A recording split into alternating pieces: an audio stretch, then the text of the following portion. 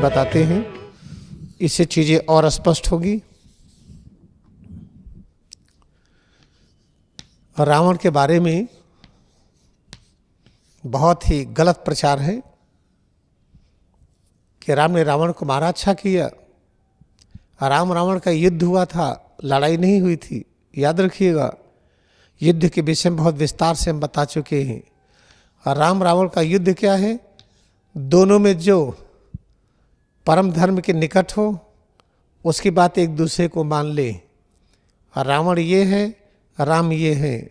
दोनों में जो अहिंसा के निकट हो या अहिंसामय हो उनकी बातों को स्वीकार कर लीजिए। तो रावण किसको कहते हैं? इसमें रा है, आ है, फिर वाह है, फिर ना है। रा कहते शक्ति, किस चीज़ की शक्ति?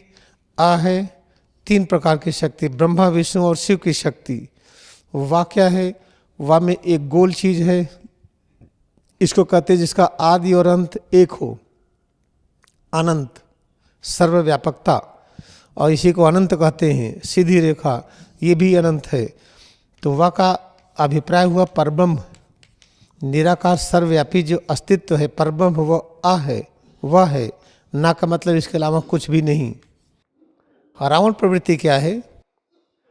हम केवल मानते हैं ब्रह्मा विष्णु शिव की शक्ति है, परब्रह्म की, बाकी नहीं मानते हैं। हम आपको मानते ही नहीं हैं। जो कुछ है ब्रह्मा विष्णु शिव है और परब्रह्म है, बाकी पर हमारा कोई भरोसा नहीं है। वही भगवान हमारा सब करता है, आप नहीं। और राम प्रवृत्ति क्या है? नहीं, राम में देखिए रा है, रा पर आ की मात्रा है और इसके साथ माँ है, अनावश्यक और चीज़ें नहीं हैं। रा कहते शक्ति, आ कहते वही 3 प्रकार की शक्ति, ब्रह्मा विष्णु शिव। माँ कहते वो शक्ति जिसमें परिवर्तन होता है, जैसे बीज से पेड़, पेड़ से बीज, अंडा से चिड़िया, चिड़िया से अंडा। ये जो माँ है ये भी वही है। परब्रह्म तो ब्रह्मा विष्णु शिव के रूप में है ही, लेकिन ये ब्रह्मा विष्णु शिव वही बीज के रूप में है, पेड़ के रूप में है, आपके रूप में है, आपसे जो कुछ प्रकट होता है उस रूप में है। ये है राम प्रवृत्ति। तो राम रावण के युद्ध का अर्थ क्या है कि अब हम रावण प्रवृत्ति का रूपांतरण राम में करें। इसको कहते हैं राम रावण युद्ध। युद्ध का अर्थ लड़ाई नहीं है। भारतीय संस्कृति में शब्द को ब्रह्म कहा गया है। जब शब्द ब्रह्म है तो युद्ध का अर्थ लड़ाई नहीं है। युद्ध का अर्थ है क्या? इसमें या है, या की मात्रा उ है, फिर धा है, आधा दा है।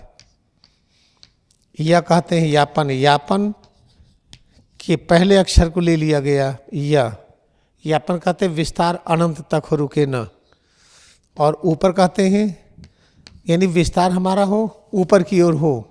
ऊपर है, यहाँ से आपको दिखाई पड़ेगा। इस कूटस्थ स्थल को ऊपर कहते हैं, मेडुला का स्थान। हमारे शरीर का जीवन शक्ति, मन की एकाग्रता, बुद्धि की शक्ति यहाँ पर स्थित कर दीजिए।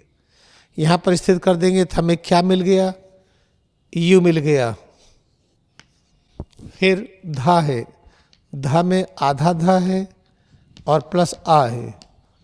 आधा धा कहते जो धारण किए हैं, आ कहते ब्रह्मा विष्णु की शक्ति।